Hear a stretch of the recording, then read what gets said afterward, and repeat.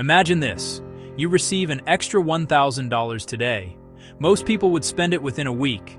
New phone, clothes, a vacation, maybe paying off a few bills. But millionaires see that same $1,000 very differently. To them, it's not spending money. It's a money-making seed. And according to legendary investor Warren Buffett, the biggest difference between wealthy people and everyone else is simple. They turn small amounts of money into assets. Today we're going to break down the $1,000 rule, a simple strategy used by investors, entrepreneurs, and self-made millionaires to build serious wealth over time. And the shocking truth is, if you follow this rule consistently, even a normal income can eventually turn into millions. The $1,000 rule is simple. Whenever you accumulate $1,000, you invest it into an asset that can grow or produce income. You don't spend it. You don't let it sit in a low-interest savings account. You convert it into something that can multiply your money. Think of every $1,000 as a worker. Your job isn't to spend the workers. Your job is to hire them. And once you have enough workers, they start producing money for you. This idea connects to one of the most powerful forces in finance: compound growth. Compounding is the reason small investments can grow into massive wealth. Albert Einstein allegedly called compound interest the eighth wonder of the world. Let's look at a simple example. If you invest $1,000 into an index fund earning an average 10% annual return, something interesting happens. After 10 years, your $1,000 becomes about $2,593. After 20 years, it becomes about $6,627. After 30 years, it becomes about $17,449, and that's from just one $1,000 investment. Now imagine doing this every time you reach $1,000. That's exactly what many millionaires do. And it's the same principle used by long-term investors in the S&P 500, which historically averages about 10% annual returns over long periods. If the rule is so simple, why don't more people do it? Because of lifestyle inflation. When people earn more money, they usually upgrade their lifestyle instead of upgrading their investments. Better car, bigger apartment, more expensive habits. But wealthy people do the opposite. Instead of asking, "What can I buy?" they ask, "What can this money buy that will pay me back?" That small shift in thinking is what separates consumers from investors.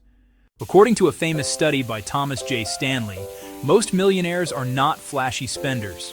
In fact, many drive normal cars, live in modest homes, and focus heavily on investing their money. Stanley spent decades studying wealthy households for his book, The Millionaire Next Door. His research found that the average millionaire prioritizes investing first, spending later. That's basically the $1,000 rule in action.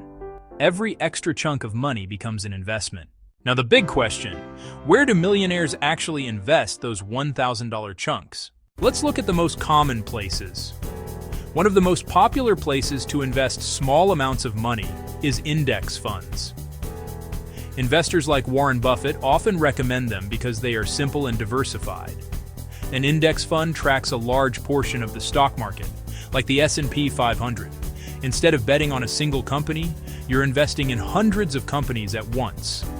Historically, this strategy has built wealth for millions of investors. Another common place millionaires invest their $1,000 is starting or growing a business.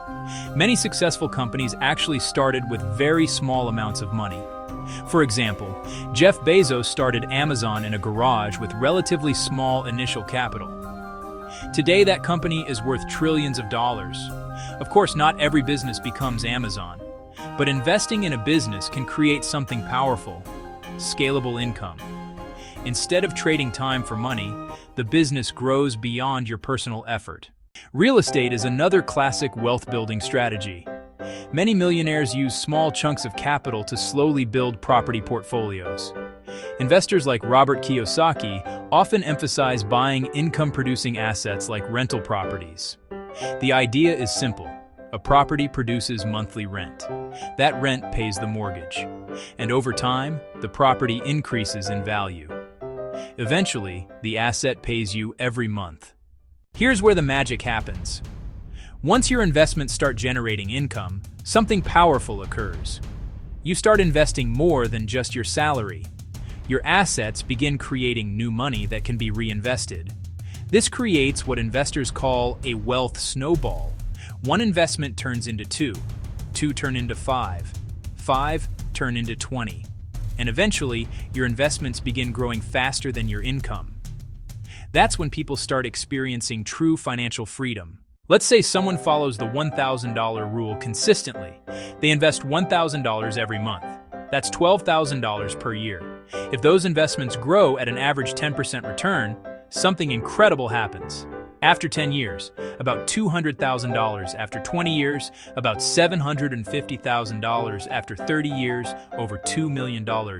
And remember, this didn't require winning the lottery. It didn't require a huge salary. It simply required consistency. The truth is, the $1,000 rule is not difficult mathematically. The hard part is discipline, because the world constantly encourages spending.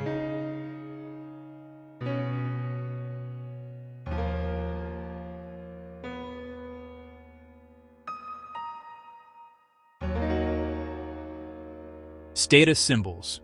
All of these things push people toward consumption instead of investment. But the people who become wealthy learn to delay gratification. They sacrifice small pleasures today to build freedom tomorrow. Millionaires don't rely on one big lucky break. They rely on thousands of small smart decisions.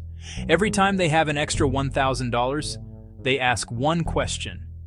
How can this money work for me? Not tomorrow, not next year, but right now. And over time, those small investments compound into life-changing wealth. Here's the reality. Most people will earn millions of dollars over their lifetime, but they will still retire broke. Not because they didn't make enough money, but because they spent it instead of investing it. The $1,000 rule changes that. Instead of spending every dollar you earn, you slowly turn your money into income-producing assets. And eventually, those assets begin paying you. That's when money stops being something you chase and starts becoming something that works for you. If you enjoyed this video, make sure to subscribe for more content about money, investing, and financial freedom.